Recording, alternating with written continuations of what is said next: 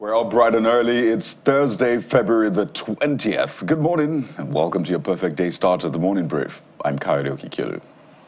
Yes, indeed. We're glad to be here. Good morning and welcome. I am Bukola Koka. Very good morning to you. Welcome to the program. I'm Jeffrey Uzongo. Guys, what's going on? A lot, as we always say. I don't think there will ever be a day that you'll tune to Channels Television and there will be no news item. I think that would be the start. In fact, if there was some sort of apocalypse, that would be the news. That would be the big news. I think for a lot of people, it's cheery to see some of the measures being introduced, which we'll get into by the government. But a lot of people are still trying to get around this inflation bit, because now they're taking that figure and saying, okay, let me go to my place of employment and show them that, see, this is evidence that this is the rate from at least the base year up until this point. So should we rebase my salary or you just increase it altogether? I think that has been the bone of contention, because data is good, but what happens after that is the most important thing. And I think that's what I'm yet to see. It looks like we just put out the data, just have that data, let every other thing stay the same.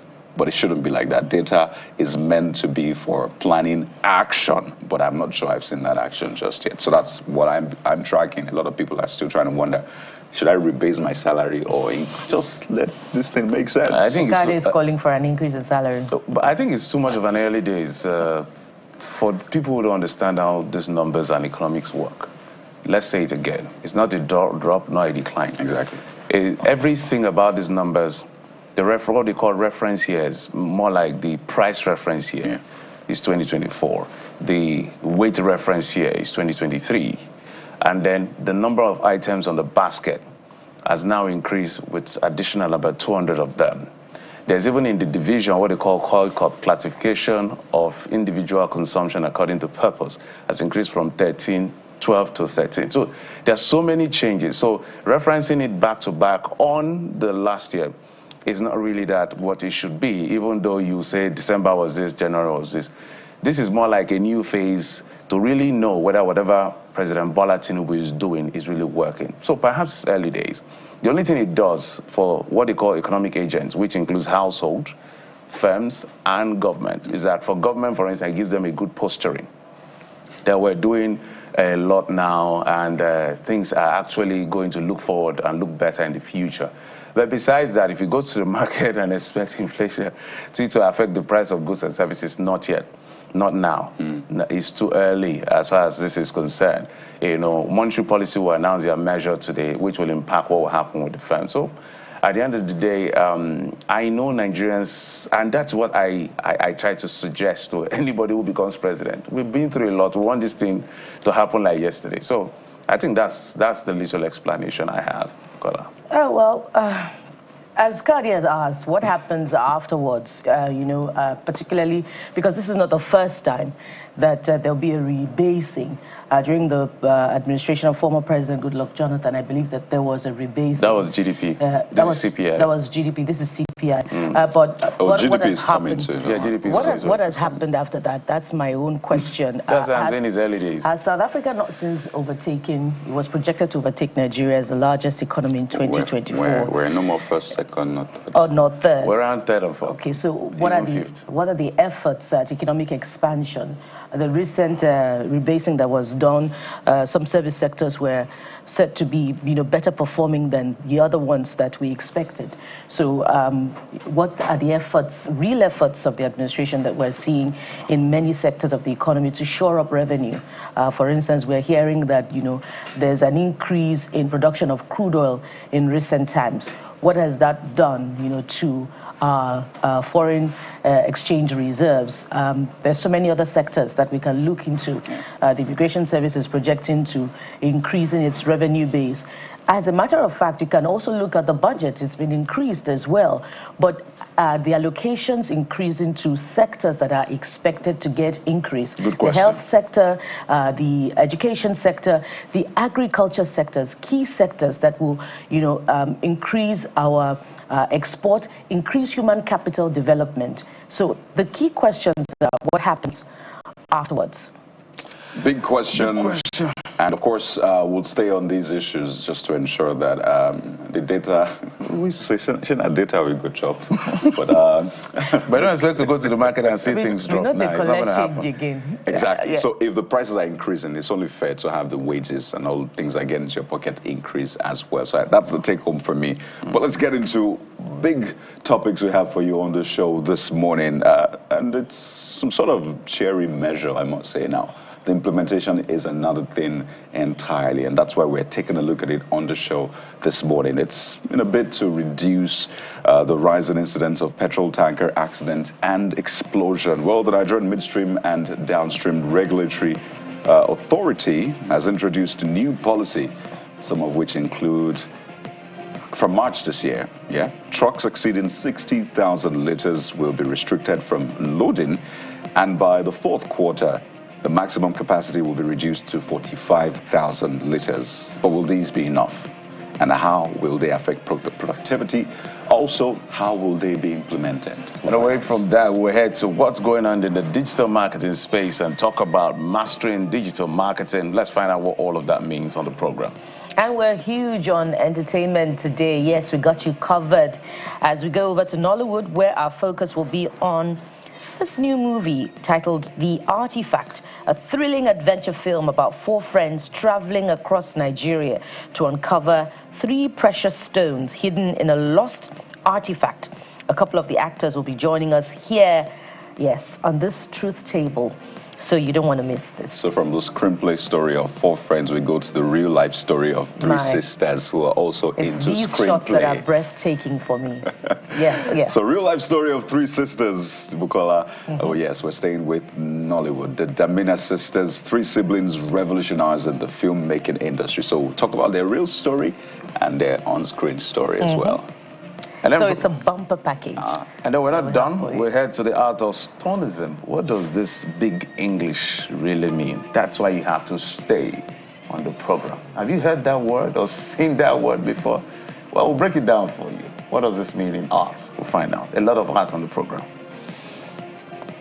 We're not done just yet. Finally, on the program, we'll be speaking with the chairperson of the World Trade Organization Trade Policy Review Body, Ambassador Adamu Abdulhamid, and we'll be taking a look at his achievements so far, the work that still needs to be done, as well as Nigeria's increasing influence in the WTO. So when you talk about a bumper package, this is what you mean. But you can be a part of the show if any of the conversations catch your fancy, which I imagine they will, to head over to WhatsApp right away or go to X. You can just send us a mail at themorningbrief@channelstv.com. That's where you can reach us, themorningbrief@channelstv.com. So we're here for you to get your day started on the right note. And naturally, we start with the days. So grab your cup of coffee or your cup of tea or any other thing that you'd like to, enjoy breakfast with. As we dive straight into the papers this morning, we're starting with, I'm spoiled for choice this morning, but I'm interested in the front page of this Nigeria. Take a look at the front page of this Nigeria. It trails on what seems to be, on the front burner as far as the national polities is concerned. USAID Boko Haram funding. Senate summons NSA, that's the National Security Advisor, DSS, NIA over weighty allegation. And there's just one rider there. Intelligence agencies chiefs confirmation can strain Nigeria-US diplomatic relations. And that comes on the heels of revelations by a US congressman at that congressional hearing on effectiveness of governance, on how US funds have been going into funding terrorism in countries like Afghanistan. And Boko Haram in Nigeria was mentioned by the senator. And, it says quite a lot about what's been happening as far as the fight against terrorism is concerned. Many have also in recent times been quoting the Chief of Defense Staff position that, Boko Haram could not have been surviving for over 15 years without some form of international support, citing how some terrorists are found with dollars, with, foreign currency now. I wouldn't say dollars, foreign currency. But it places a question mark on Nigeria's de-radicalization program for terrorists, if indeed insurgents are found with foreign currency? What happens to debriefing? What happens to, extraction of information from them about their observations of the chain of command while they were active terrorists? What happened to, information gotten from these terrorists, during the debriefing? And of course, the federal government has in recent times said that they have convicted over 100 terrorism financiers. So what is also happening in that regard? Is there anything, any lead to, whether indeed they are also getting funding from international organizations? So does the Nigerian government know something that we do not? So it's not enough to express surprise now that the U.S. is also speaking that USAID may have been funding terrorist organizations. From there, we head to countries. the Nigerian Tribune newspaper. Just two stories that is of interest. Illegal dissolution of local governments treasonable. Finally, the AGF has spoken. And down there, you see Osun Assembly condemns takeover of LG Secretariat by the APC. The rider Adeleke meets British diplomats, berates Egbetokun. Egbetokun doing his job. APC replies Adeleke, LG crisis, reps to investigate security situation. So if you want to get details, it's there for you to find out eventually. Kairi. I'm really wondering the meeting with the diplomat. How is it relevant? What's going on? But let's turn our attention to the Blueprint newspaper. And of course, the Osun LG crisis is also the big story on the front page. But the fiscal autonomy bit also has, it's sort of linked actually. The crisis in Osun State is linked to the local government, right? So you see why CBN hasn't commenced direct release of funds to 774 LGs. Documentation, customer due diligence delay process, implementation committee yet to submit reports. That's from the federal government. So the Apex Bank says they've not been able to do their proper documentation and customer due diligence. So if these are the people charged with the affairs of local government and we've not been able to properly even get your accounts, your acts together, you wonder what kind of governance will they be delivering to the people? So this leaves a very, very sour taste in the mouth, because as much as we're fighting for the autonomy, we don't want the autonomy to be a mess eventually. So please, let's get our acts together if we say we really want this autonomy. All right, so maybe from here we head to what you're saying on the social media, which has to do with the trends. There's a couple of them, but we'll take just a few because we have a lot to deal with today on the program. Okay, let's begin with the Atalanta and Super Eagles player, Demola Lookman, responding after being called worst penalty taker by his own coach, Gianni Piero, and he's actually made a release to that effect. Nigerians are really angry. So that's him writing about that incident, what happened in that match. Because if you know, this is Africa's best player. So put some respect on that name. We're not happy about this, but it's an internal issue. They felt he wasn't supposed to take the penalty, but they said the taker asked him to do so. Taker. And but this is coming from his coach. I'm just worried that what happened to Osimhen should not happen to him. But let's hear what Ayo FBI is saying. For someone who is very low-key, doesn't chase clout, and whose only concern is to play good football, there's a lot of things Lookman is not saying. Please be calm and do not take any rash decision. Wish you all the best from here. And Wisdom is saying this: the coach's remark was unbridled, unnecessary, and unprofessional. You deserve every respect from him, given your distinguished contribution to the club. Stay strong, bro. It's really, it looks straightforward enough. There's meant to be mutual respect. Whether you're my manager or not, this man deserves to be respected. He scored the only goal in that match already. So he didn't deserve, it wasn't like he was, was playing terribly and then this happened. This man had delivered. He said the designated taker asked him to do it, and he did. By the way, people are now referring to when one of the designated kicks penalty players lost the penalty, what the coach said. So this next user is Nungwa Burner Boy. Says the penalty taker instructed you to take the penalty, but the coach singled you out and blamed you. This user says, I hope you leave in the summer. You shouldn't play under a coach who throws you under the bus in front of the media. And guess what this user ends by saying? We love you. Yeah, he's our icon. He's Africa's best, in case the coach has forgotten. Yeah. He's Africa's best. So Put that somewhere as a marker. Put some respect What on else that does name. a player need, if not all of these love and support from No, we'll always back him fans? up. Yeah. He's But got he was the always going to leave, I think, in summer. So it's not because of this. He's a great player. You can't hold him down, I guess. All right, maybe we'll go to the invitation of the NSA, Senate, right? Yeah. Summoning all the intelligence chiefs now, given what has played out with you say it's funding. What will come out of this, I do not know. But Boss Mina is saying, why close sessions? And Nigerian worthy of hearing what they have to say. Why are the senators like this? Without Nigerians, none of you will be there. We all want to hear what they have to say. These matters concern all Nigerians. Nobody's supposed to be left out. Okay. Well, and We'll send you a letter to the Senate. we also have this one from Adiolu who says, why closed and not public? No stress when the US is done with their investigation.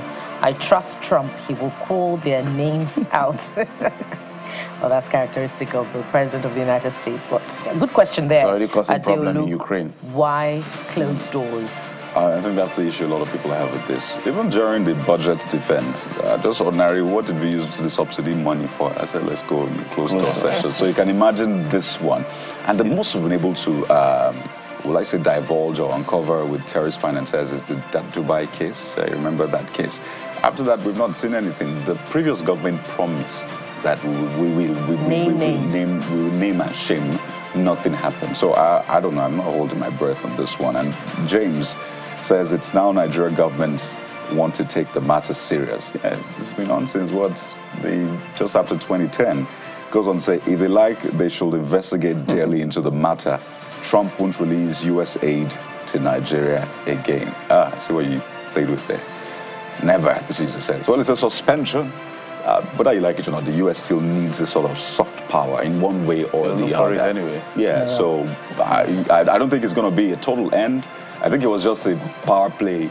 You don't want us to look into your books. Okay, fine. We're even suspending you. And you know, one key question for me again, amid all of this is, you know, if indeed it is true that you say it was just a tool to fund terrorism in countries like Nigeria and Afghanistan.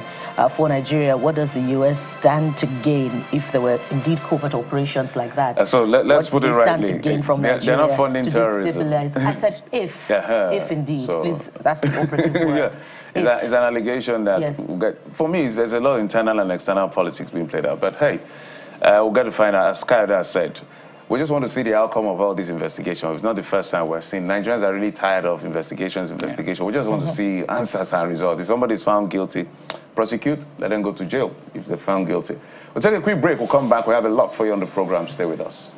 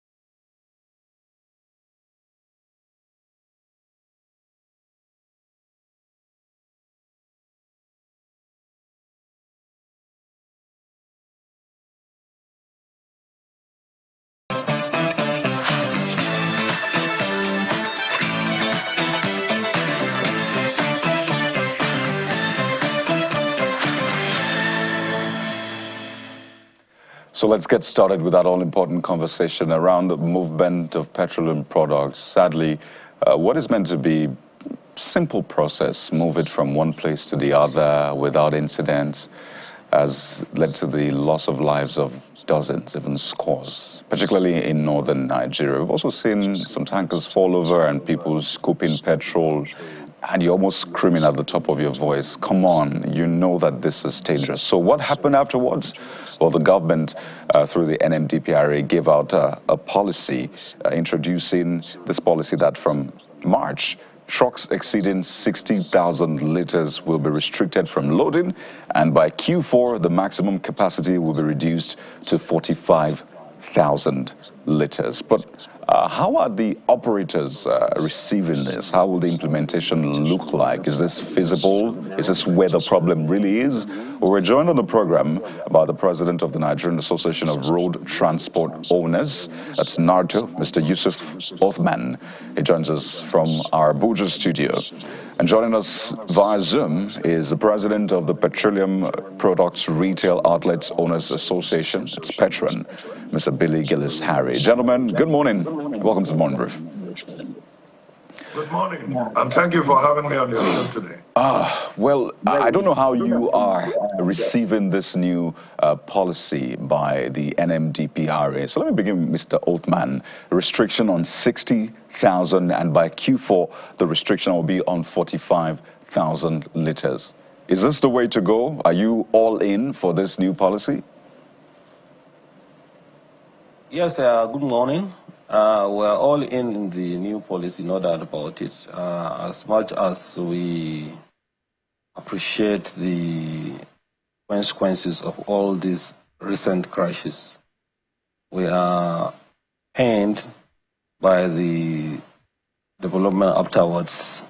So, of course, we keyed in with all the policies of the federal government through the NMDPRA with a view to curtail all the unfortunate avoidable incidences. All right. So let's go to Mr. Billy Gillis Harry. Well, Mr. Othman says he's in on this. Is that the same for you as well? Because this directly affects your work. So you can't get as much volume as you get. What happens? You begin to change your tankers, or do you keep the ones that have 60,000 somewhere else and then load with 33,000? I don't know. Are you thinking of all of that? How is it playing in your head? Well, first, let me commend the NMDPRA leadership for responding quickly to this very avoidable situation, as my colleague, the president of NATO, has said. These accidents are completely avoidable because there are extant laws and rules of operation that should have been complied to by every player in the industry.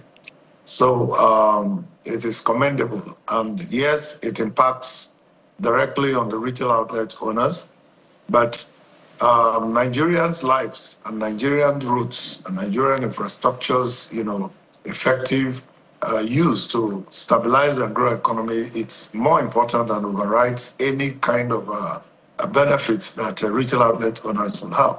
So we subscribe to this rule that every 60,000 liters tanker should be allowed to work within the framework of up to 30th of March. And then thereafter, we all start to work together as, there is already a petroleum industry stakeholders forum that is being established. And under the direct leadership of the Honorable Minister of Petroleum Oil, Senator Henneke Lukobere, and his team. So I believe that all of these decisions will always be generally discussed by the stakeholder forum, and we subscribe to those rules. So we commend the NMDPRA, and we want to advise all of us, as the president of NATO, that's the most affected, has already said that we subscribe to this. We also subscribe to that. All right, let me say with you, Mr. Gillis Harry, on one of the things we've only found about this new measure is the size of the tankers reducing in succession from March 60,000, and then we begin to reduce to 45,000. We're used to the regular 33,000 liters. But that's on one hand of this whole crisis. So do you think that that in itself can affect the ability, the reduction in tanker accidents in the long run, or it is the attitude of the drivers, and I forgot what they call the young men that follow them, that is actually the core of the conversation? Well, the size of the tanker and the content of the volatile liquid that is contained in there all contribute to the challenges we have seen, where we have seen these type of tanker incidents, and also the carnages and the deaths, that follow. So we need to understand that if a truck is carrying 45,000 liters of product, for instance, the chances that the truck will be more stable is guaranteed. That the fact that our roads will not be destroyed quicker than expected is also going to be guaranteed. So it's a decision that will impact on all sides. The Federal Ministry of Works, I believe, will be very happy also to know that the NMDPR has taken this decision in conjunction with stakeholders to ensure that the roads are secure. Yes, the motorboys and also the drivers also have their own fair share of the blame. But what I will see in this is that there is need for very deep, detailed, certified training programs and modules that should be rolled out by both the NUPENG, NATO, NMDPR, and even us who are the stakeholders that benefit from it. And we must insist on obeying the law. So all retail outlet owners from this point on will certainly be looking toward to working that very rule. And yes, we do not need to have 60,000 or 90,000 liters of product in our station at the same time.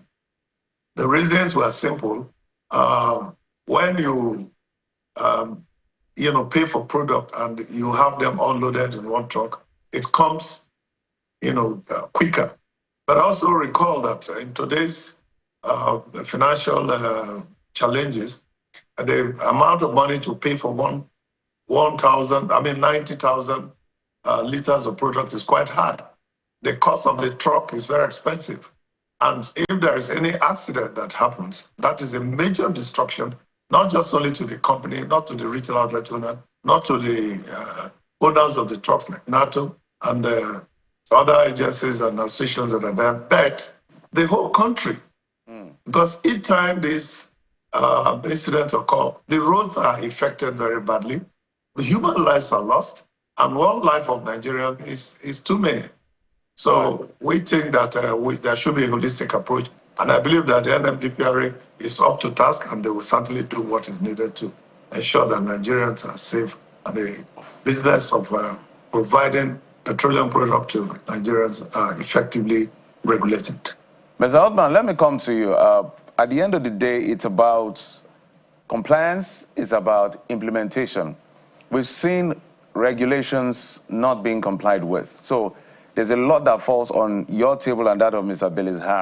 Gilisari on this particular issue. So for you, what will work better for you for implementation purpose? Because, for instance, in Lagos, tankers are not allowed to drive through the roads in the daytime. We still see them because they're supposed to move in the night. You see more in the night, but we still see them in the day. So for you, because if there's no buy-in from people like you and Mr. Gilisari, then this is going to fall flat on its face. So what is convenient so that we have a clear book and a pathway besides what the authorities are saying? Convenient in terms of the volume or in terms of supply day or night? In terms of whatever needs to be done to reduce incidents like accidents. Well, actually, as far as we are concerned, we have a lot of safety rules and procedures already in place. It's just that we probably need to refresh. And these safety measures are already applied in all the vehicles that we use. But there is need, like they reiterated in the last meeting, to look at them and refresh, which we are doing. And of course, in terms of the volume, as much as we are concerned, we do not believe that the accidents are necessarily as a result of the volume usually conveyed. There are a lot of factors surrounding it. But if the general belief or understanding is the volume, fine. We will comply with the instruction and we will make sure everybody is on board. All we want, as much as possible, we also want to get rid of avoidable incidences. Now, supplying fuel in the night also has its own implications, because I've just heard that there is a bill currently going on even in the Senate to avoid distribution of heavy-duty vehicle, also distribution of oil in the daytime. Now, if you don't supply in the daytime, which time would you supply? In the night, when we are facing a lot of hijacks and or whatever on the road, and if for some drivers even they need to see the road clearly with the current condition of road. Although some of the roads are work in progress, you need to see clearly moving inflammable product, and you move in the night. I don't see how that will work. But in any case, even in the bill, they said there's a caveat for essential services. I want to believe distribution of oil across the country, whether in the daytime or the nighttime, I want to believe, except proven wrong, is an essential service. So this is it. We are pained, of course, because, like I keep saying, all these 60,000-liter trucks, particularly, they are brand new vehicles. They are very costly, and the combined value of about 2,000 of them, that's about 300 billion. Now, of course, there is going to be a phased, a time frame within which to clear them out. Probably the owners, some of our members, will maybe try and see some fabricators and see how they will be able to reduce the content and whatever. But notwithstanding, we are already keyed into the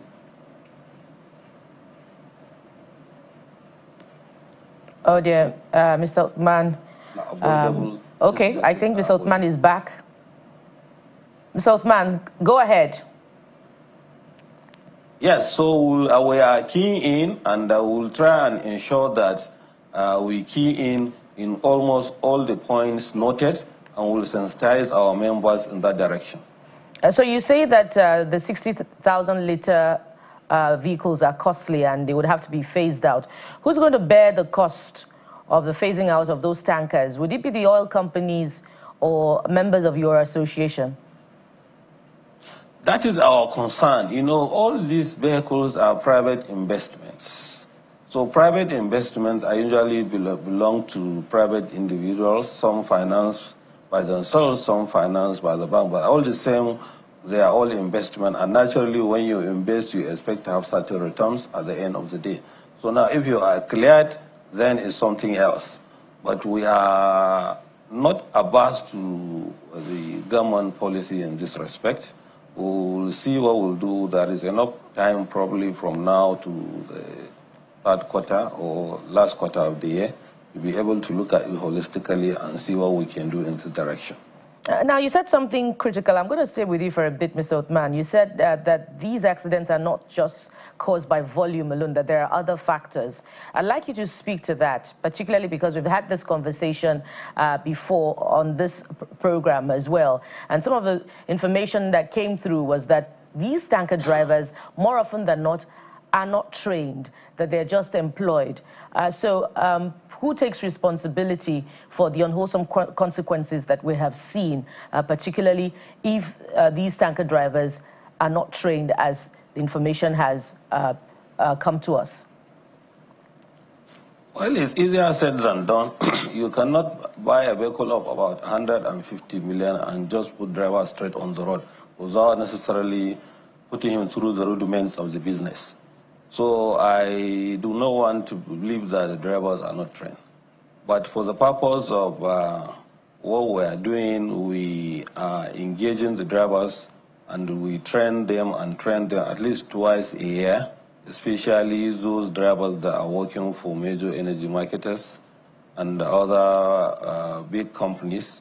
And not only train the drivers, but also inspect the vehicle itself. There is an inspection facility that we do use, and such a facility will tell you if a vehicle is roadworthy or not, and there are some requirements within which to ensure that the vehicle is put in place by virtue of its roadworthiness. So if you say... the drivers are trained and retained. At the same time, NATO, PTD, NUPIAN also, they have a training facility, also with the Federal Rest of TICO, to ensure that the drivers from time to time are trained. But what we are doing now in view of the recent development is to put a time schedule as against what we do now, and we will make it open and publicize it so that people will know that yes, from time to time, this is the time frame within which the drivers are trained, and this is where they are trained, and probably even go as far as to ensure that there will be certain penalties for the vehicle itself. Pardon me. If you say that they're trained and these drivers indeed have knowledge of the machines that they operate, meaning those tankers, why do we have so many accidents on the roads?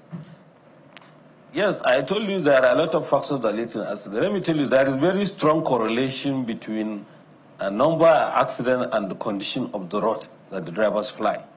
I've said it earlier on.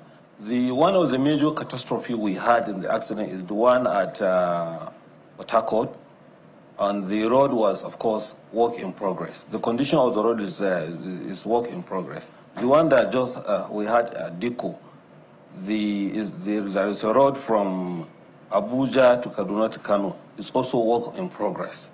So that is not to say that all the roads are bad, but majority of the places where accident took place, you see the condition of the road.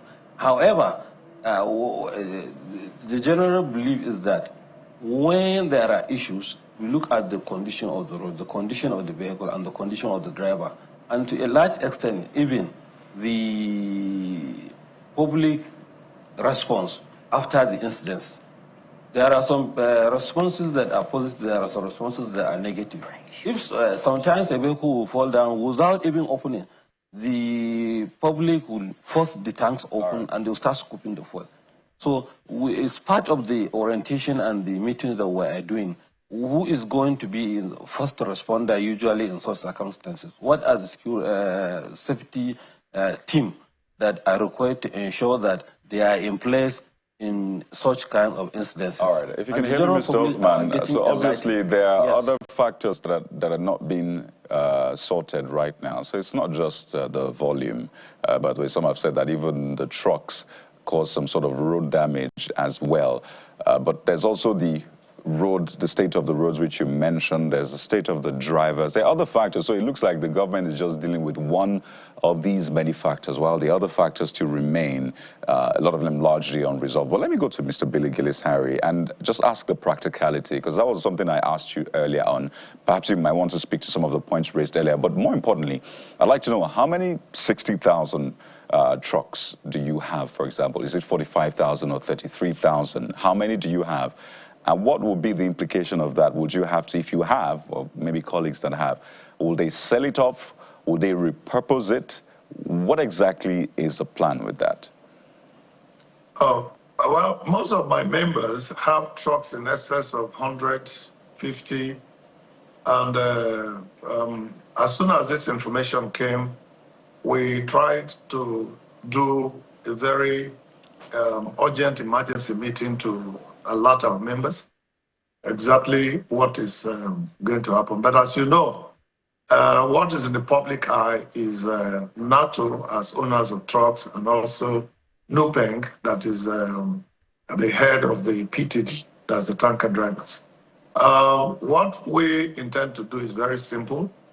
Hopefully by the close of the today, we'll have additional review on the status of some of our members who own trucks, because we also have members who own tank farms, who own trucks, who own retail outlets as well. So we will reach out to them and let them know what the law says now. And that's why we agreed to sign off on the document as it came out yesterday, that Petron is committed to it. All that we can say, President of NATO, Alhaji Othman, has said it very clearly. I do sympathize with him, and also most of our members who have trucks, who have tankers, that they need to address this difficulty holistically is the way to go. But I think what is in the public eye immediately is just the size of product that's been reduced. But there are quite a lot of others which, as stakeholders, we're aware that even the ministry have committed to working. Some of the things that need to be done, like you were saying about times of traveling for tankers that are laden with petroleum products. All those will come up, and we were looking for holistic solution. And I just want to tell Nigerians that every one stakeholder in the industry is committed to it. It's painful. It's going to be difficult for us.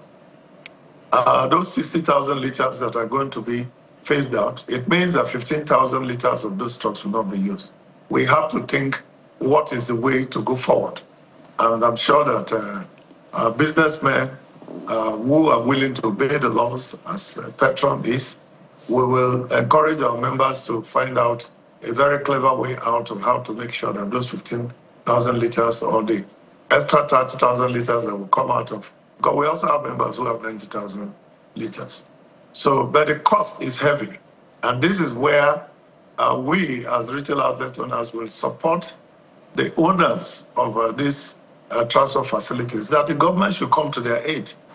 Because if you are going to reduce your tanker size, there is a cost associated. Indeed. If you are going to rebuild it, there's also a cost associated. So there should be the need to work out a process where there is help coming to all of these processes and make sure that it works well. There you go. Early days indeed, and there is so much more to fix in this sector. We'll see how this plays out. I will obviously be coming to you from time to time for updates. So I have to thank you for your time, Mr. Billy Gillis-Harry, the president of Petron, as well as Mr. Yusuf Othman, the president of the Nigerian Association of Road Transport Owners. Thank you for providing insight into this, and of course, we'll be following to see how it plays out. It's my pleasure. We'll take a moment now, and when we return, well, we'll talk about digital space. How well are you active on it? How well are you visible? How well is your product selling? That's in a moment. Stay with us.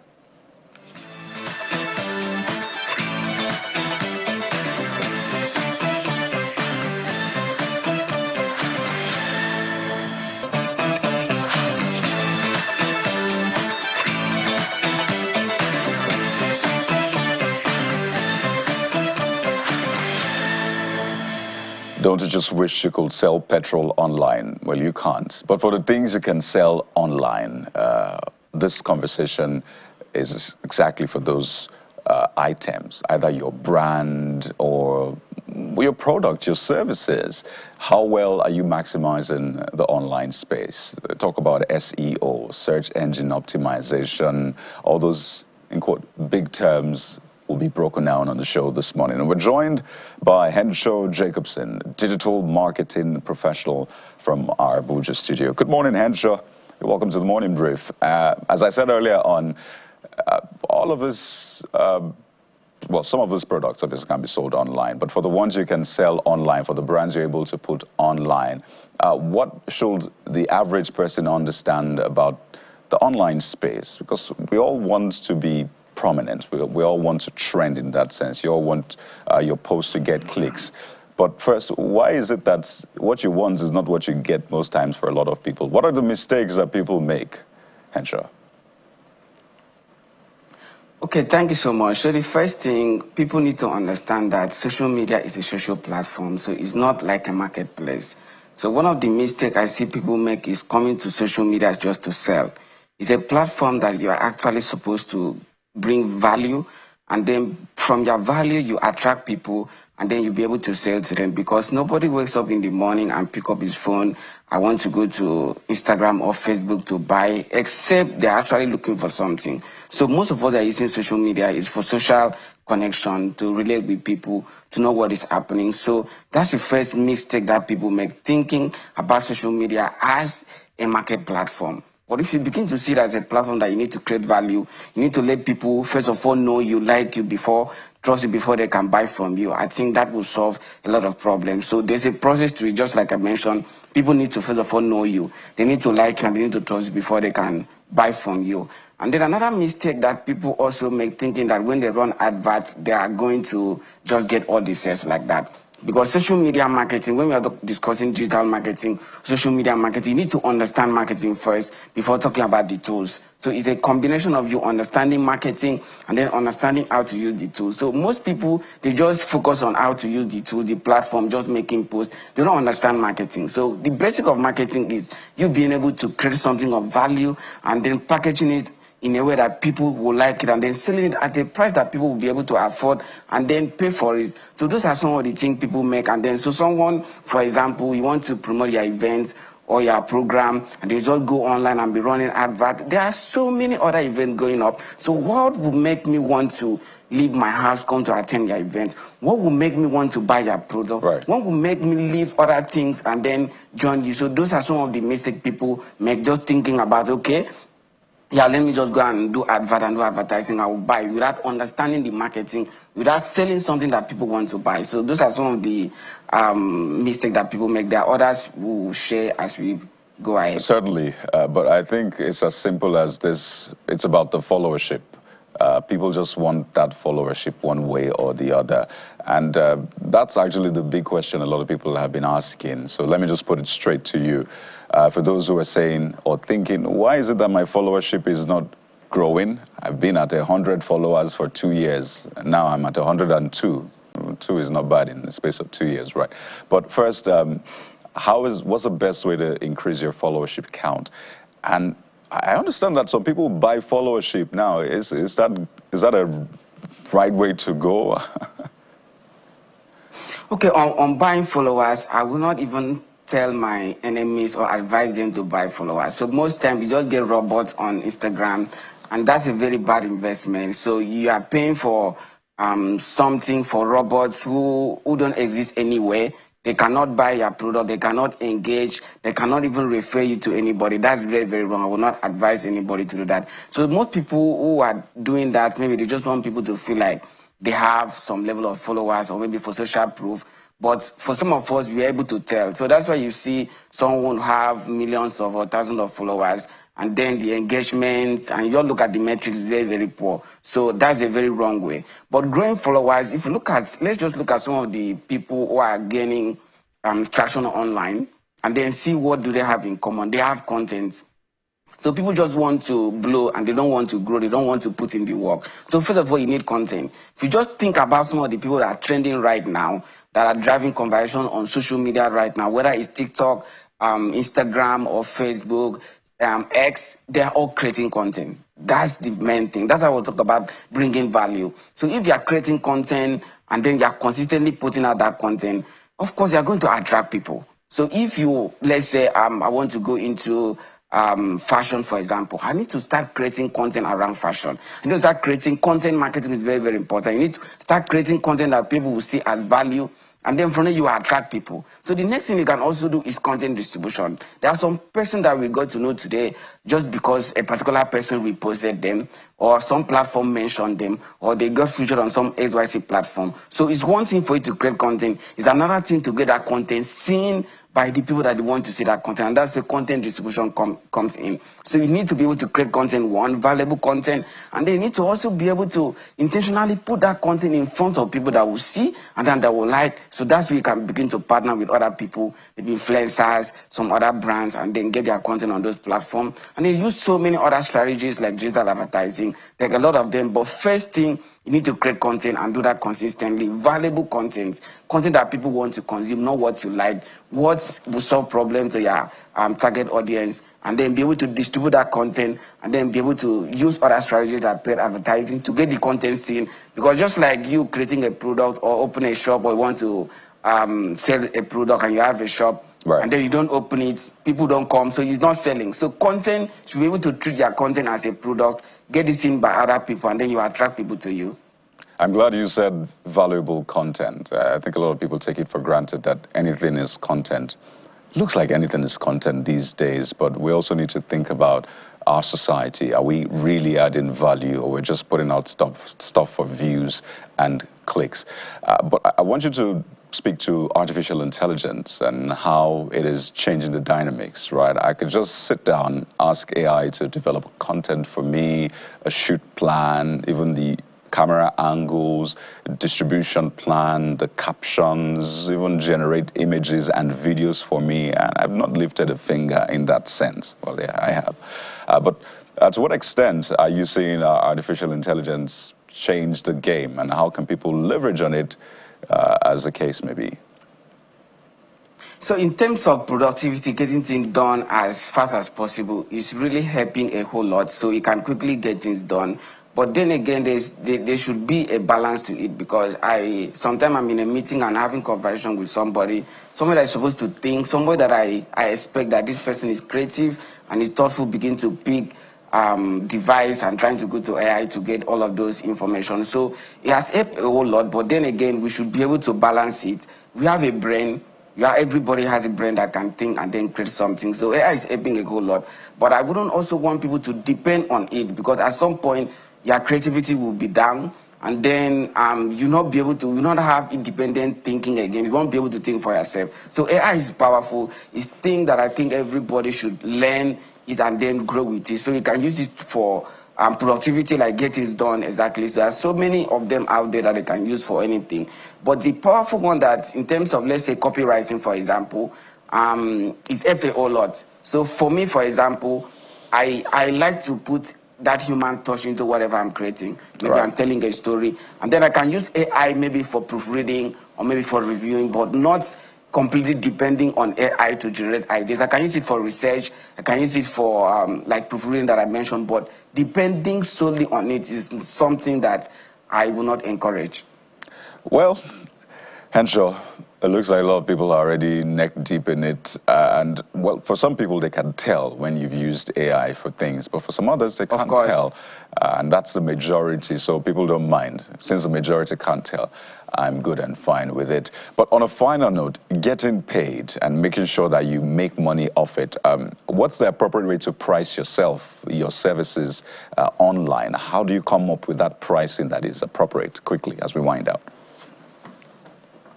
Okay, so for someone like me, I've been in the digital space for over 8 years now. So I know things that I've done. So I know the kind of training I've done. I know my value. But then you can also look at it's about value exchange, and you also know life is about negotiation. So it's your value and what you're able to negotiate, and also industry standard. So you also look at, okay, other people, what are their pricing? So it's, at the end of the day, it's about what you're able to negotiate. Right. That's why sometimes you bring this consultant to work with. They charge you XYZ amounts of money, bring another person, they charge you. So it's about their value. Right. They build the brand over the years, and they end that, they pay their dues. There you go. And then they're able to negotiate it. So that's it basically. So make sure you're able to negotiate well, create value, and it should be a rosy trip for you. We have to thank you so much. Henshaw Jacobson is a digital marketing professional. Thank you for walking us through this very tricky space called the internet. Wish you the very best. Thank you so much. We'll take a moment now, and when we return, we have The Artifact coming up for you next. You wonder what that is? Well, stay with us. We'll be right back.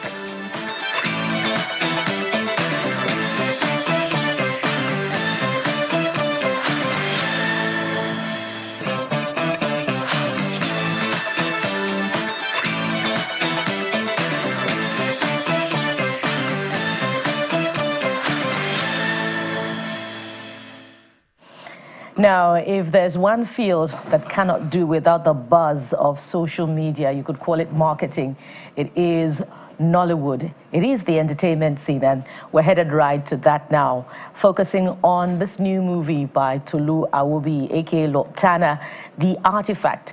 And we have joining us some members of the crew of that flick on set today. So let's welcome Professor Shola Fosudo, the OG and Nollywood great. Good morning, and thank you for joining us. Good morning. On the morning brief. Thank you. We also have Miracle Inyoda, Nollywood actress of course, the new generation. Hi, you're looking good. Thank you very much. Welcome to the program. Thank you. So I've seen a bit of the Artifact, the trailer, and I've seen that it's a high-energy thriller.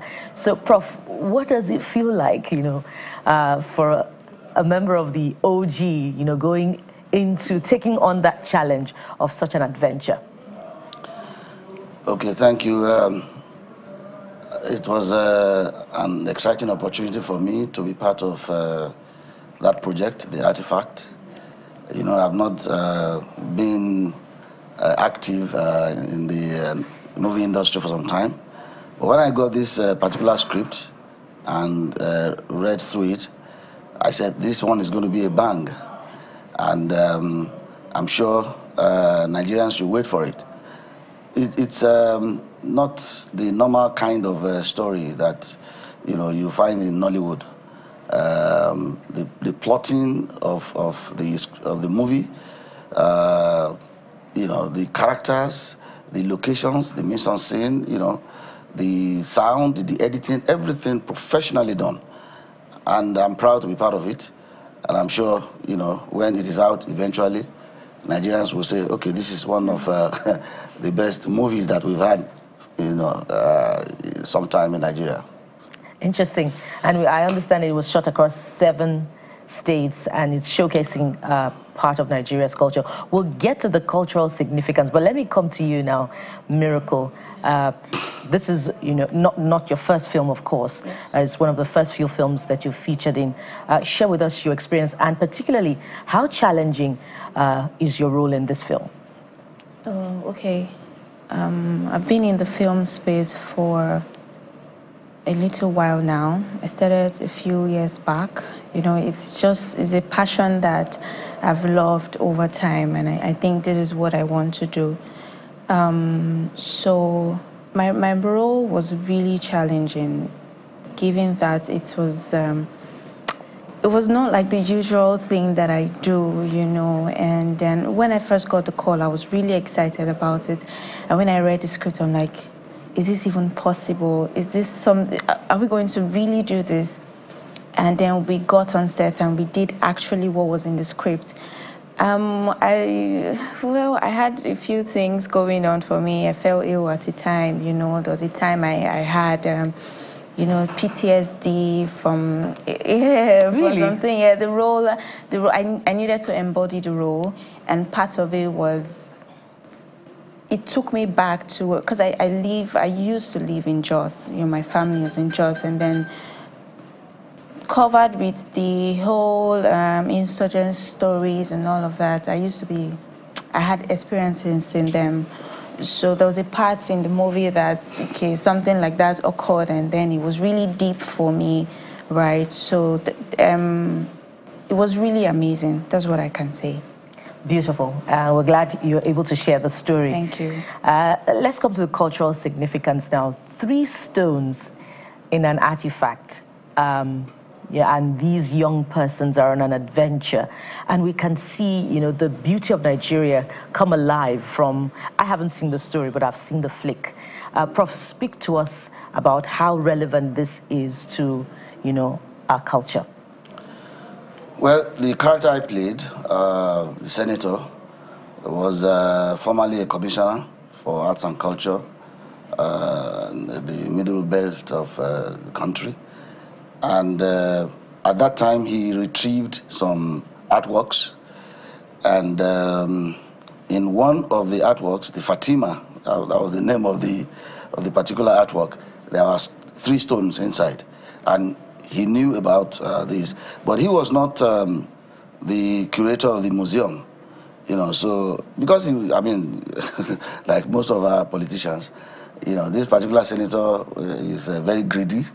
Is a corrupt man, and at some point he went to meet the curator, the director of the museum, to possess the stones, the Fatima, and that one refused.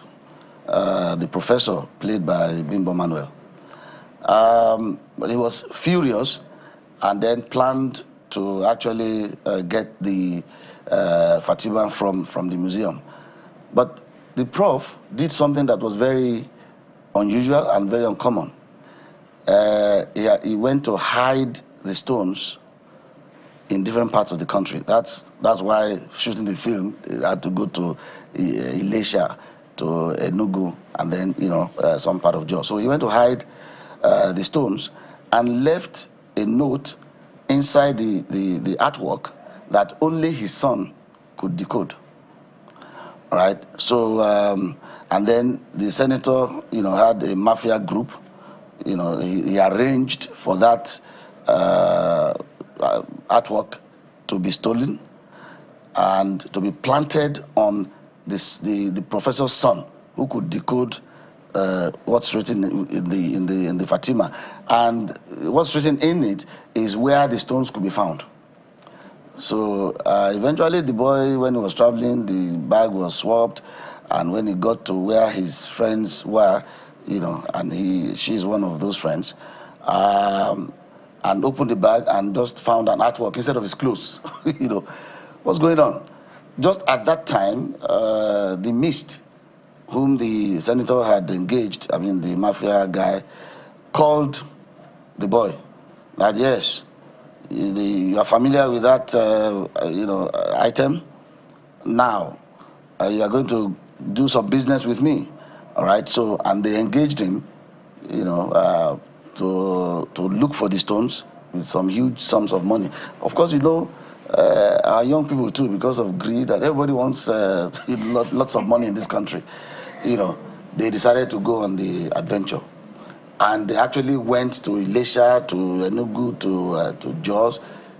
He got all the stones, and you know, I mean, at some point the senator wanted to kill everybody and have all the stones to himself alone. You know. And you played the senator, by the way. Yes. Yeah, the greedy senator, corrupt senator, dangerous senator. You know, very dangerous mafia, you know. So, but of course, he was eventually caught and arrested. So poetic justice there, that you know you can't be a criminal and go scot-free. So for me, you know, the significance of any artwork we know is an expensive item.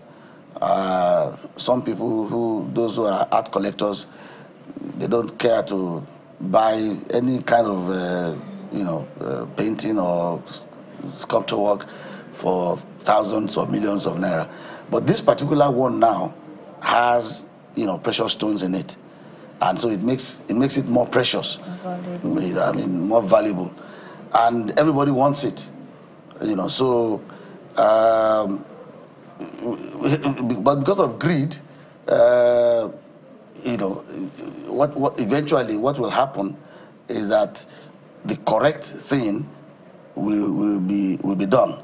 So if you are a criminal, if you are greedy, if you are corrupt, in spite of who you are or whatever you do, you will get caught, and the long arm of the law, you know, will get you. Interesting. I asked that because there seems to be, you know, a rise in storylines such as that. I know Kunle Afolayan had produced, you know, a similar flick about an adventure film that young people, you know, like Miracle, you know, also embarked upon in that particular one. Now, the film goes around 7 states, and that's amazing. Miracle, talk to us. There were some northern states visited, I believe, in the flick. Yes. Talk to us about, you know, the discovery, the tourism part of it, and how challenging was it to, you know, record in some parts of the country?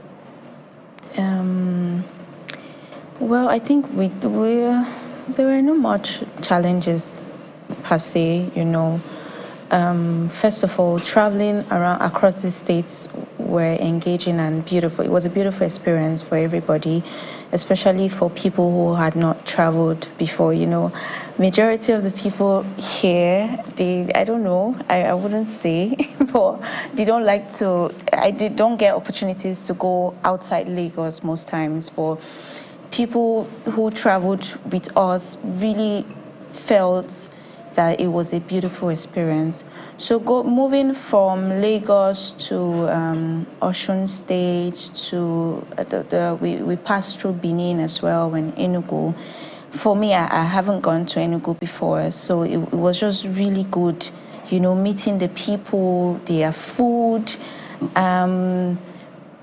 You didn't have concerns, you know, about security and all of that. Okay, yeah. that was one of the concerns we had, but we had security moving along with us, so it was not really it wasn't a struggle at all.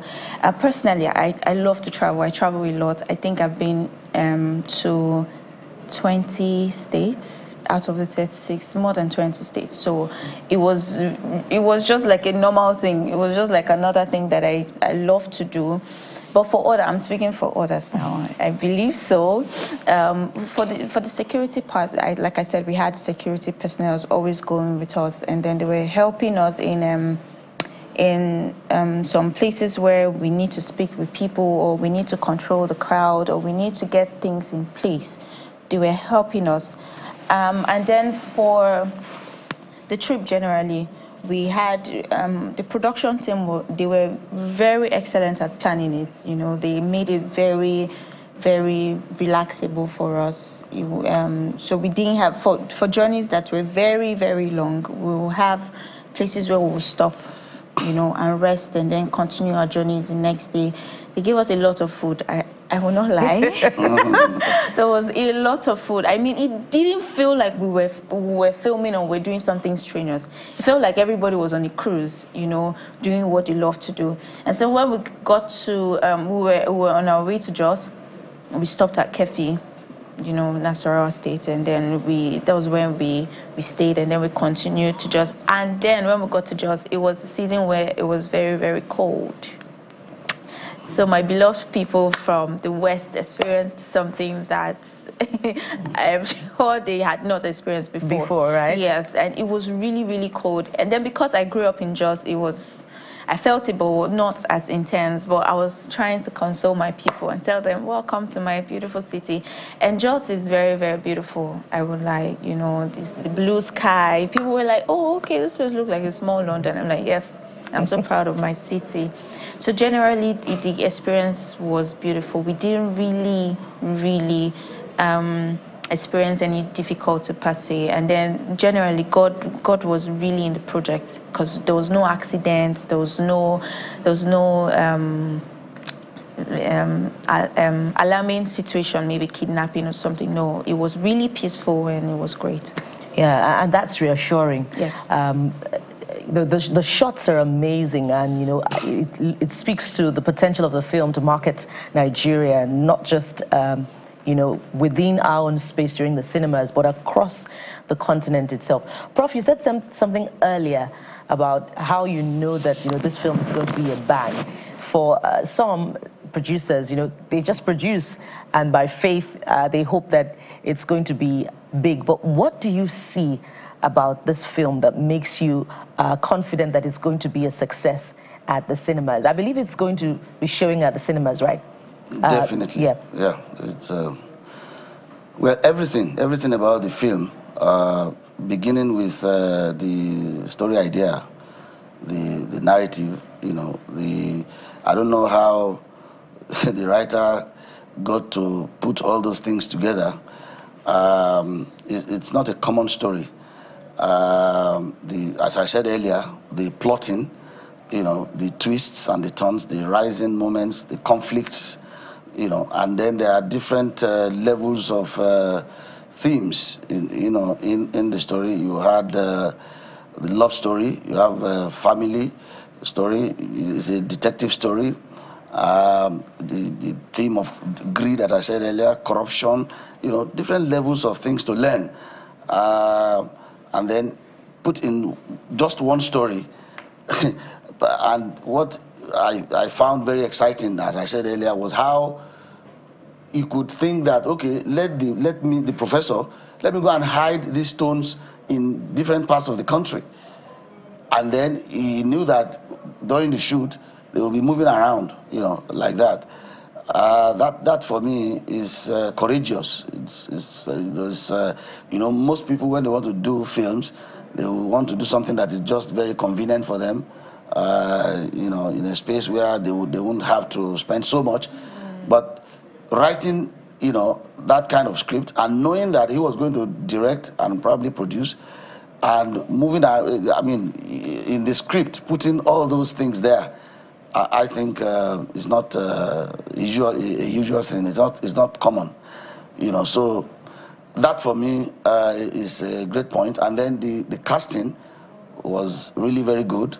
You know, you saw Kunle Remi there. You know, there's Gabriel Afolayan. There's been Bob Manuel and myself, and then all these great young stars, that are making waves now. The cinematography was wonderful. All the elements of film production, the mise en scène, as we said earlier, the locations, the landscapes, which is something you talked about culture, and tourism in Nigeria. When people watch this film, even foreigners, they will get to see, oh, this is Nigeria, very wonderful locations. And then, the costuming, the makeup, everything perfect, the editing. So, I mean, when you see a film that is not just a story, talking, no. It's action. It's a thriller as well. So for me, it's going to be a bang. And there's some motivation as well for those who would see the film when it airs for the first time at the cinemas. I believe there's a voucher system attached to it as well. Perhaps the viewers will want to check on the pages of the director much later on after this time out. But we'd like to thank you very much, and we're excited about this film, The Artifact. We can't wait to see it. We'd like to thank you very much, Prof, for your time on the program. We've been talking with Professor Shola Fosudu and Miracle Inyoda, Nollywood actors. Thank you so much for your time on the program. Thank you very much. And from here, we'll return shortly to bring you something else this time around about the visual arts, something that is a departure from what you see. What is stonism? Stay with us. We'll be right back.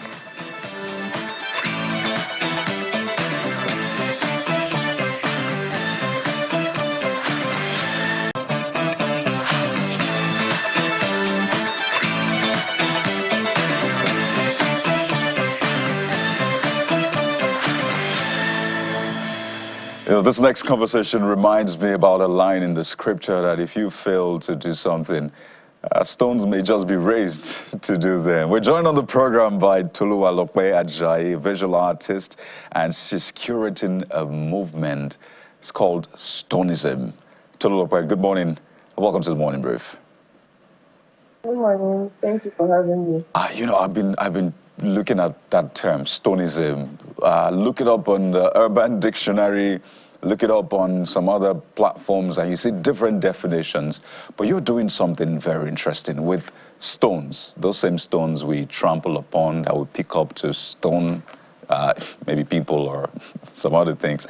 What is it you're doing with stones? Why stones? And what is stonism all about, Toluwalope? Okay, stonism is just the art of creating artworks with stones. And it's something that I discovered in 2019.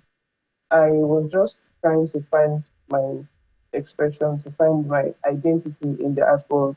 And I was trying to make an artwork for a loved one, and I didn't have funds for it. So I stumbled upon some stones on my street, and I just decided to experiment with it. I don't know why, but I just decided to do it, and it came out really nice, and that was how it started.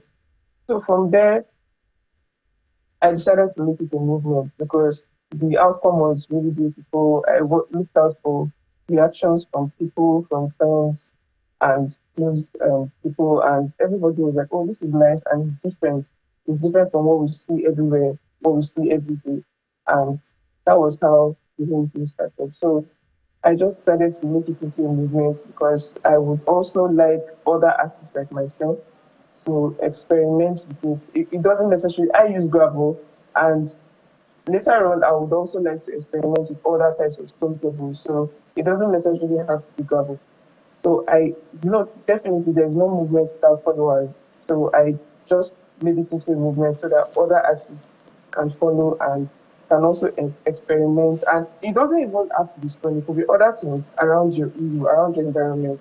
It just create awareness that, okay, whatever it is you find in the environment, you can work with. You don't necessarily have to work with paint or canvas. It could be anything. You can create out of anything. So that's just the idea behind it. Interesting. Now, you credit yourself as the inventor of the stonism movement.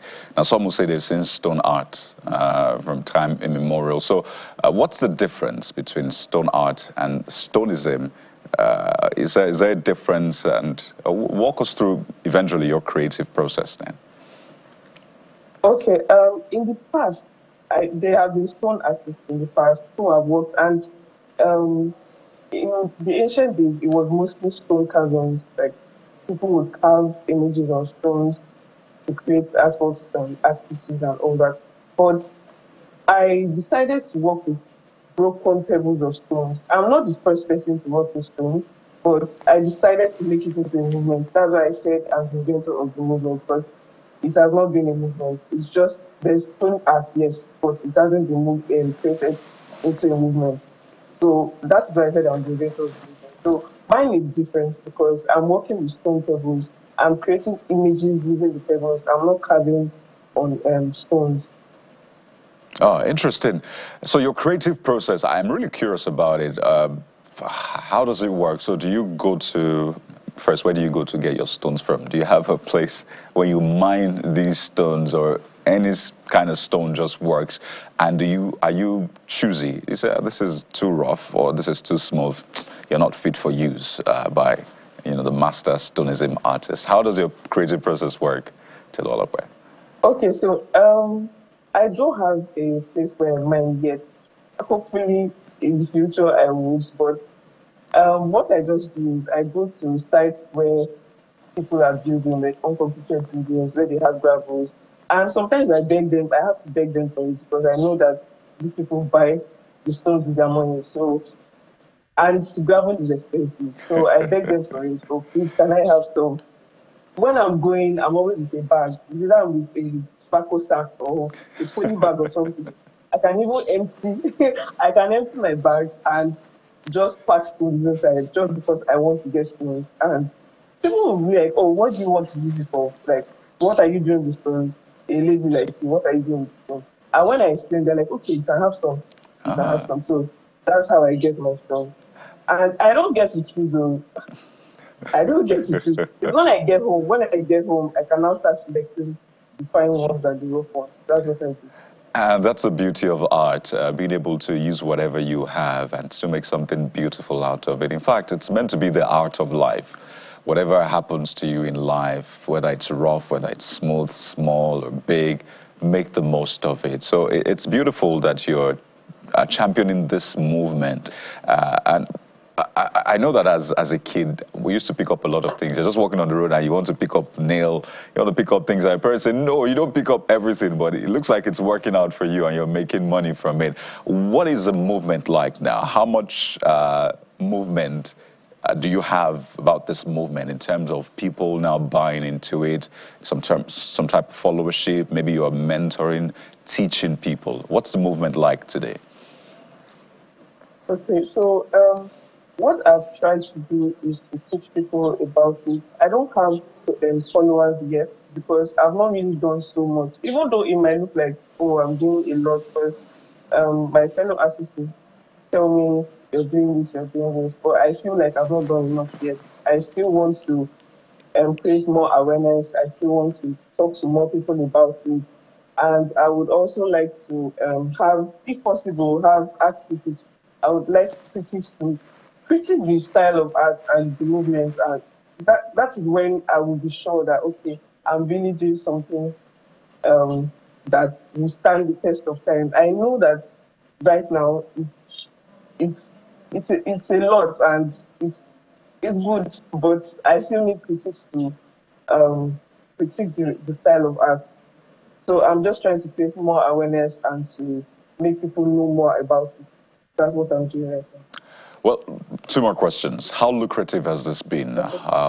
What kind of appreciation do you get from art lovers, curators? I know you're a curator yourself, but in terms of the financial bit and the sustainability of the movement, right?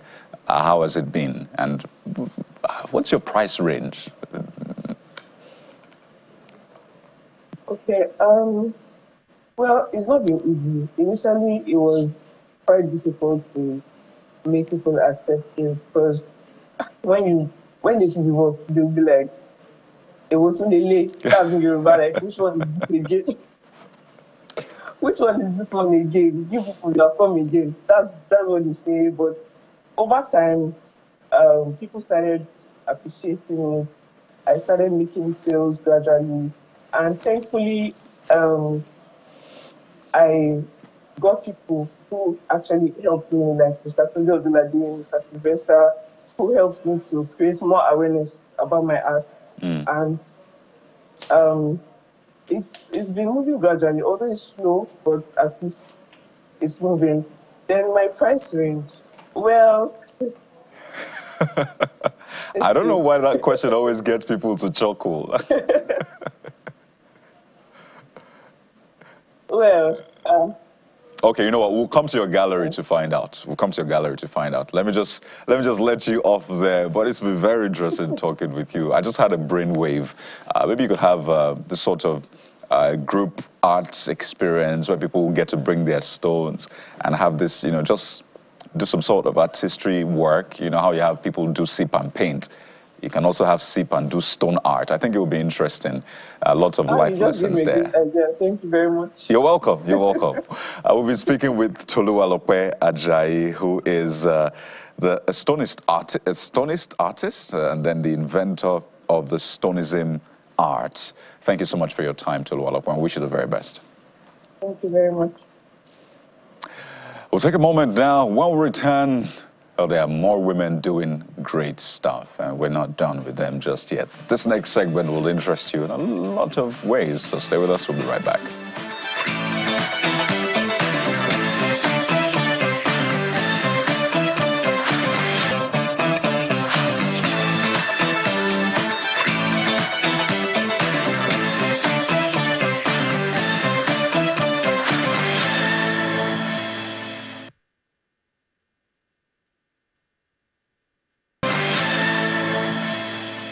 We're still in Nollywood this time with three sisters, Jemima Damina, Jessamine Damina, and Jael Damina. They are founders of Neptune 3 Studios. Ladies, welcome to the program. Hello, good morning. Thank you for having us.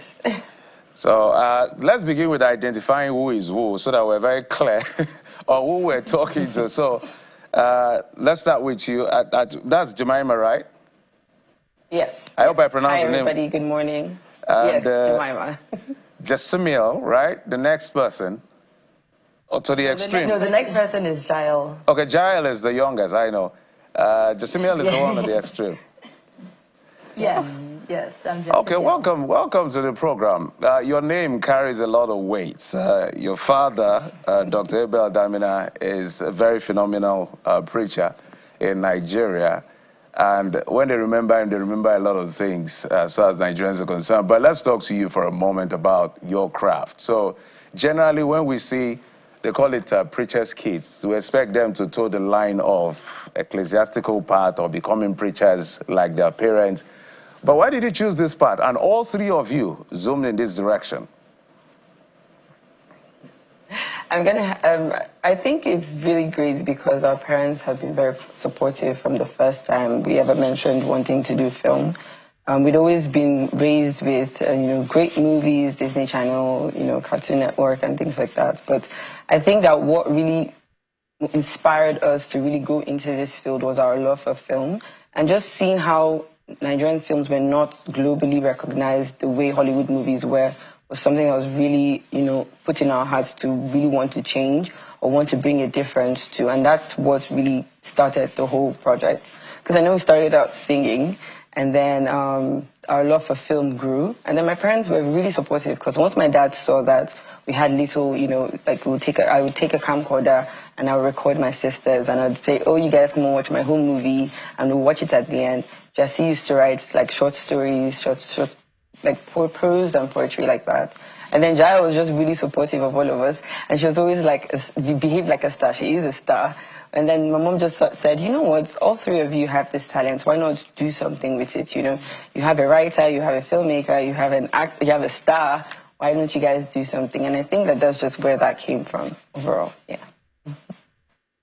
Well, let me come to Jessamine on this particular one. Was it that you were all part of the movement to be in film, or Jemima dragged you in? You didn't have a choice, exactly.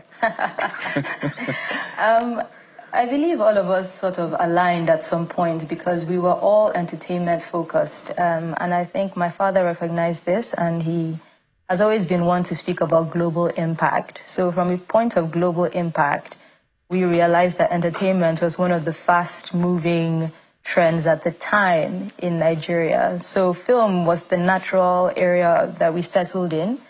Me being a writer, I ended up studying screenwriting at Full Sail University, and it always came natural to me to tell stories. And we enjoy film. We enjoy watching films. We wanted to make films. I don't think she dragged us in. I would say it all just aligned. Yeah. Okay, let's go to Jeriel on this particular one. Now, let's talk about some of your movies. I think I saw a conversation you had with someone. More like, would you call yourself that you came into acting or you're an accidental actor? The reason I asked that question was because I understand that in Gully, for instance, there was somebody that was supposed to play the lead role, and then somehow the person was not available, and your sister's like, okay, tell us that story and talk to us about Gully. So actually, the series that we did where I wasn't supposed to play the main character was Best Friends in the World, which was our pet project. It was our first ever project we ever did. But then Gully happened last year, and that one I was cast as the main lead.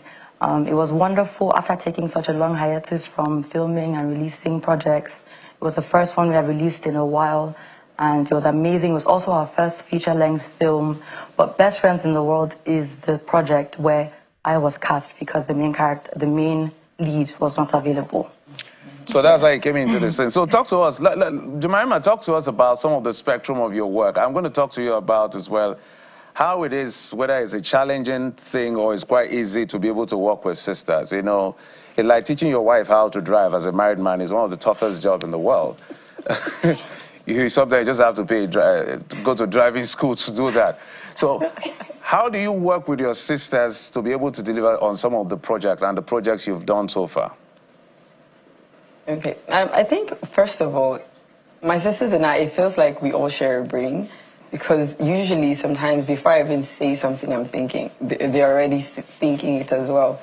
So working with them, I think, first of all, being sisters and being really close, because we do like ourselves, because that's very key in working together successfully. We do like ourselves, we like hanging out with ourselves, we have the same vision.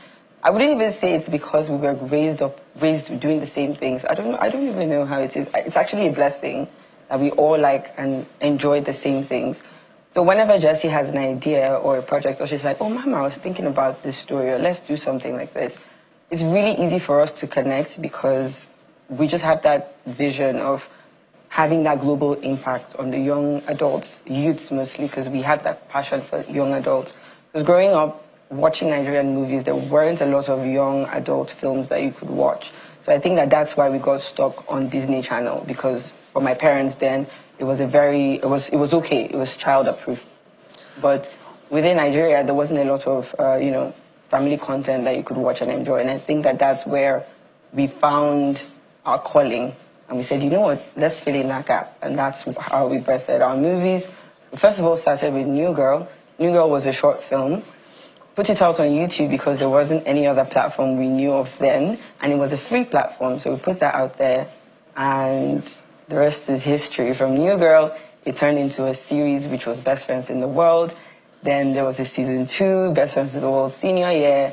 Then we did our movie Gully. Then before Gully and in between Best Friends season 1 and 2, there was a short series we had during lockdown called Table for Two. So that was because of the lockdown, we had to think of a project that wouldn't require a lot of people, but would really be interesting. So Jessie, our genius, came up with a great idea of short stories about dating, basically.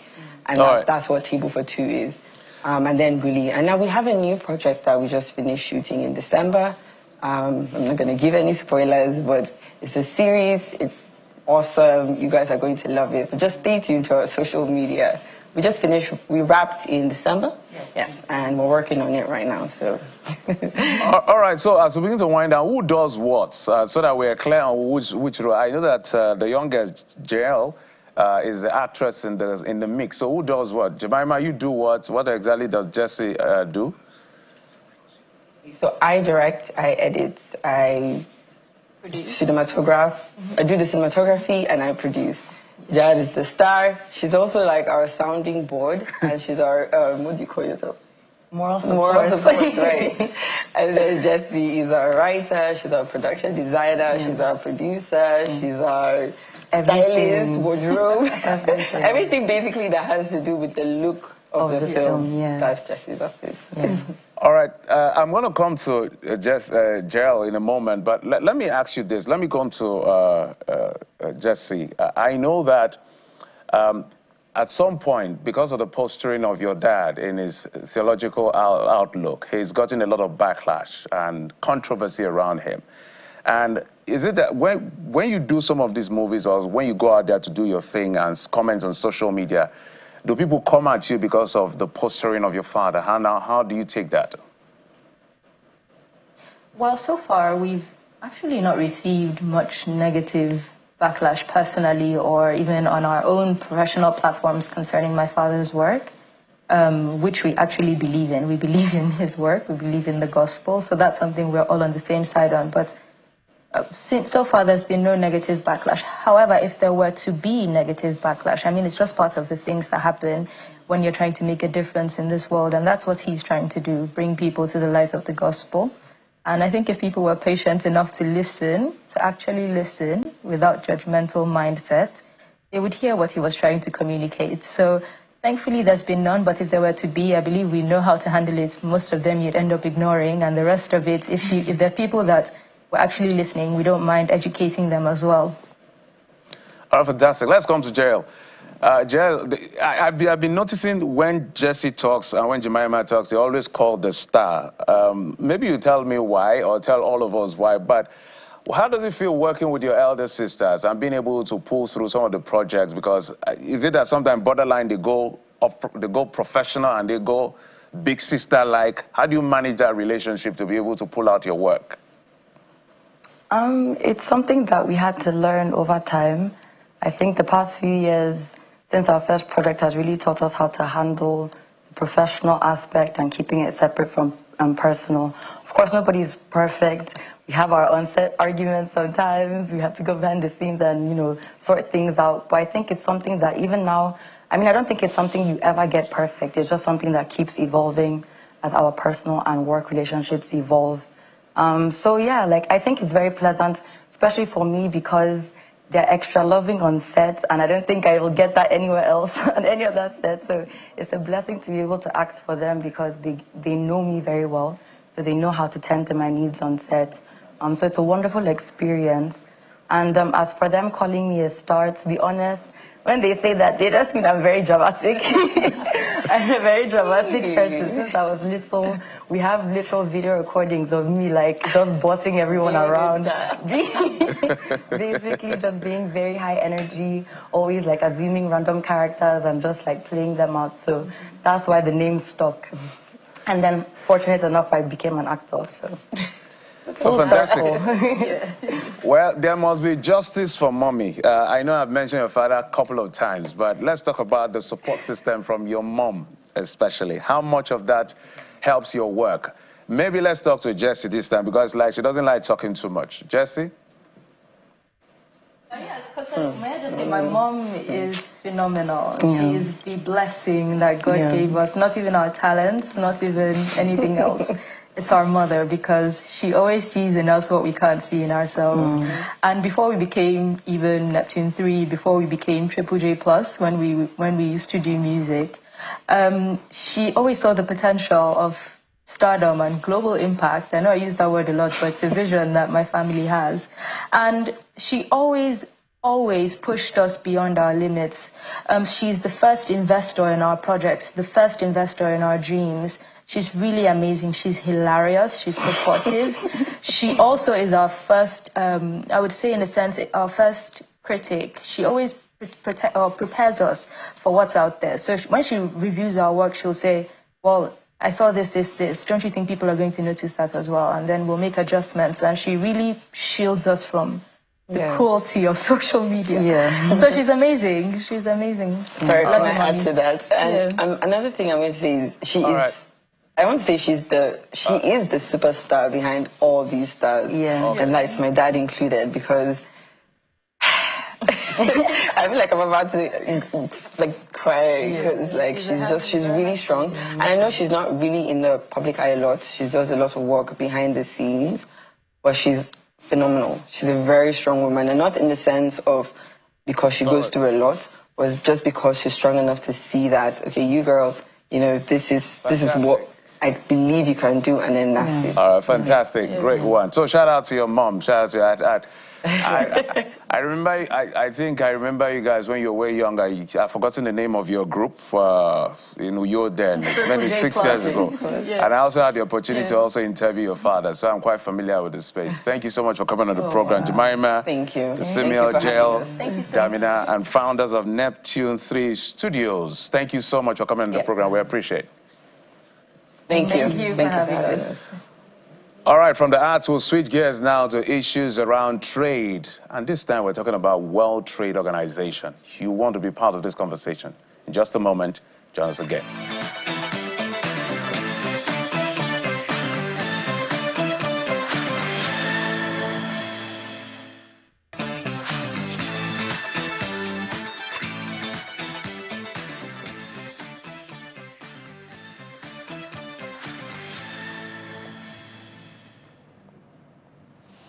Welcome back. Amazing sisters there, and all look alike.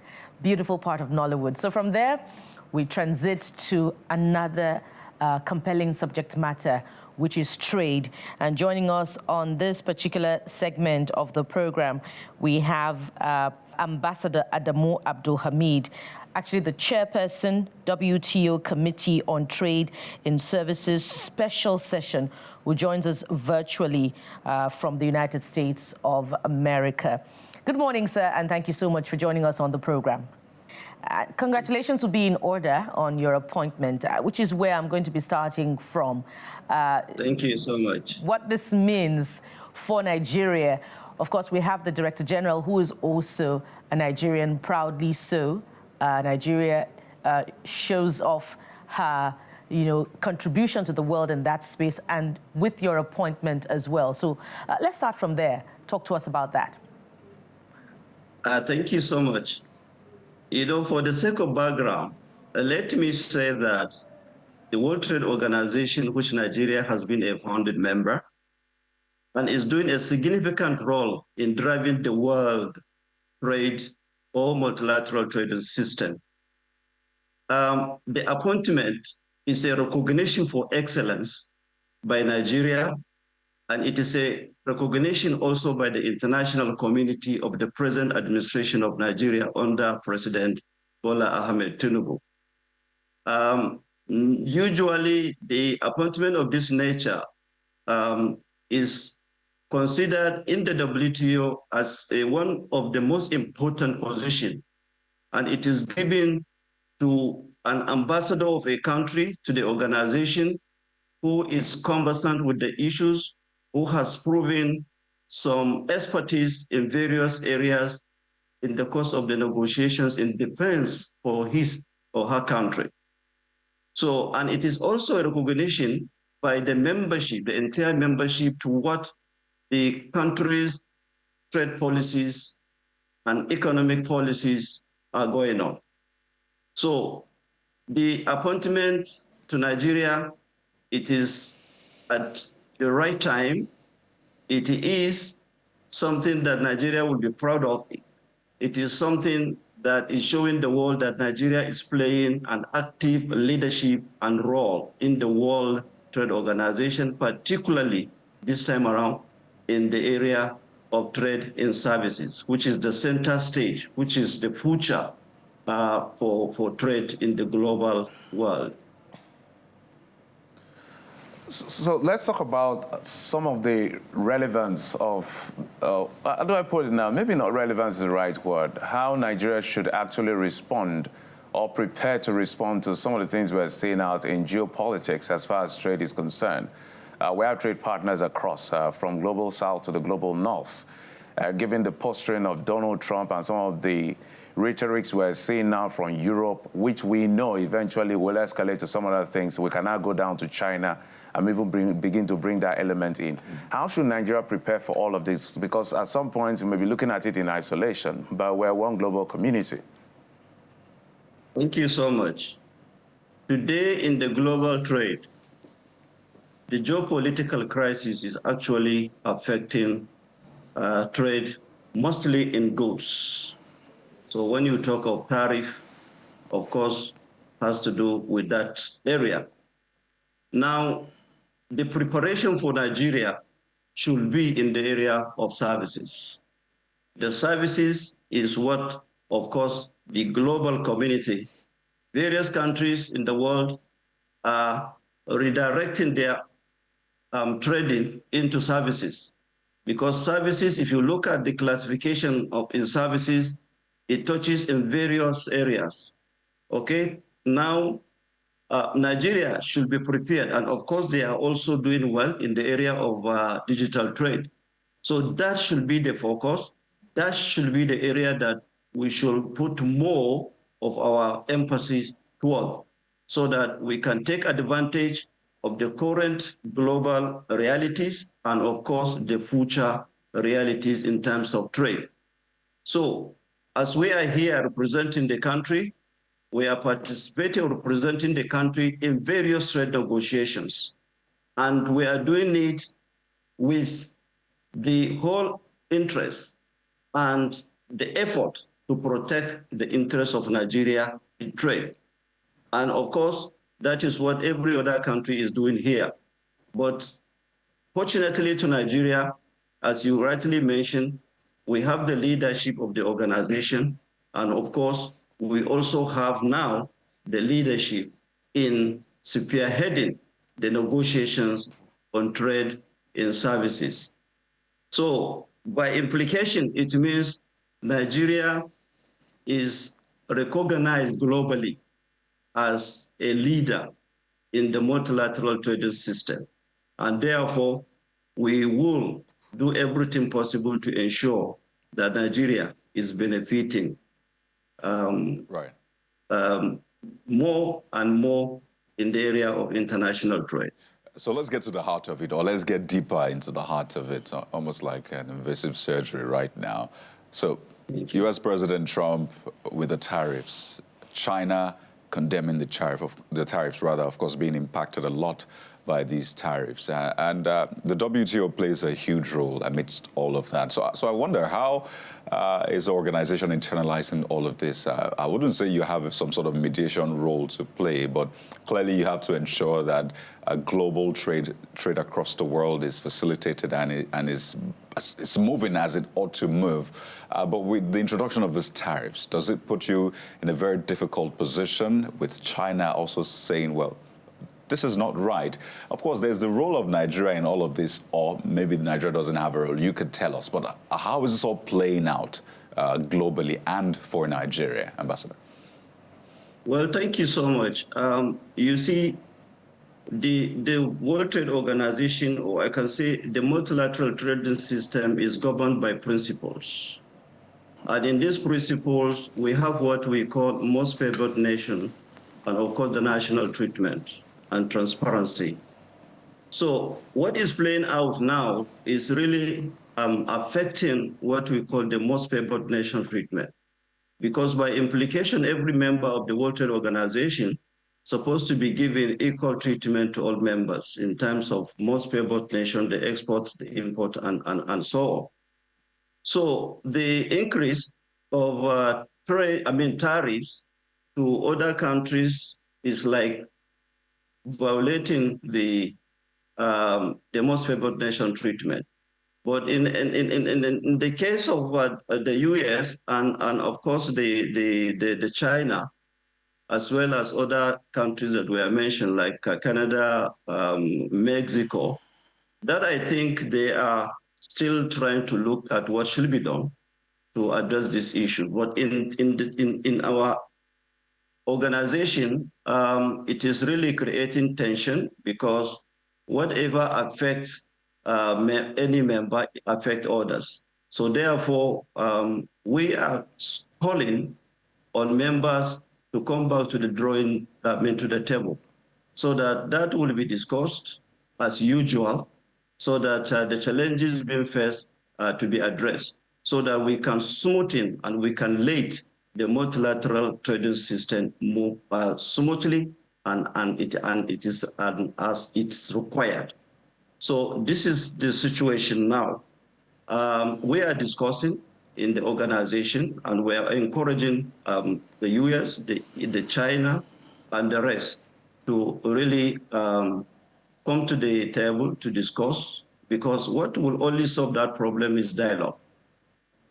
It will not do well for any member of the World Trade Organization to impose a tariff that is beyond their bound tariff in the WTO, and then another member to reciprocate or to retaliate. That will continue to heighten tension in the global trade.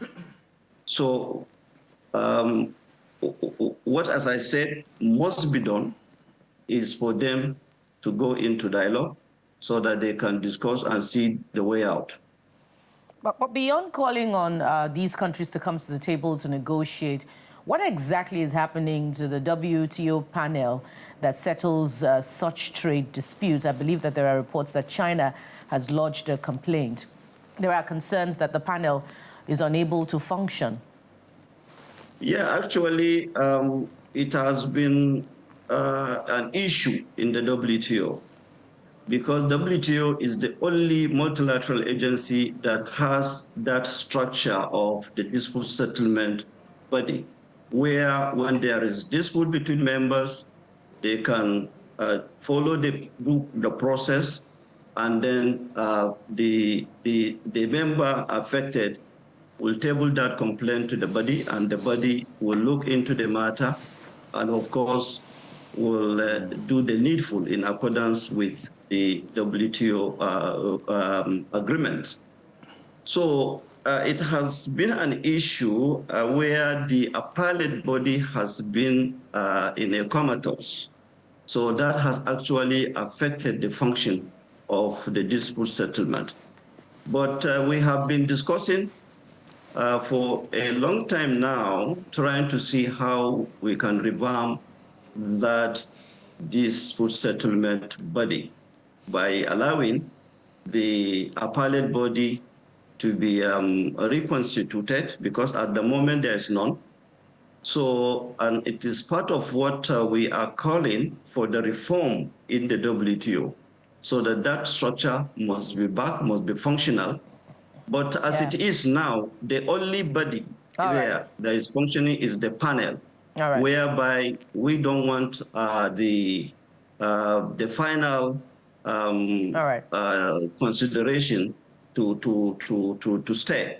So we want, after the panel, then there should be an opportunity for any member to take it to the appellate body, so that the appellate body can look at what the panel reported, and then part the final body. All right. You have our best wishes, sir, for the reforms and indeed on your assignment. We've been talking with Chairperson, the World Trade Organization Committee on Trade in Services Special Session, Ambassador Adamu Abdulhamid, who has joined us virtually from Geneva, Switzerland. Thank you so much, sir. Thank you very much. And that does it on this edition of the program today. Thank you so much for watching. We'll be back again tomorrow. I am Bukola Toka. And I'm Jeffrey Uzama. Bye-bye. I'm Kayadoki Kilo. Sunrise Daily is next. Have a great day ahead.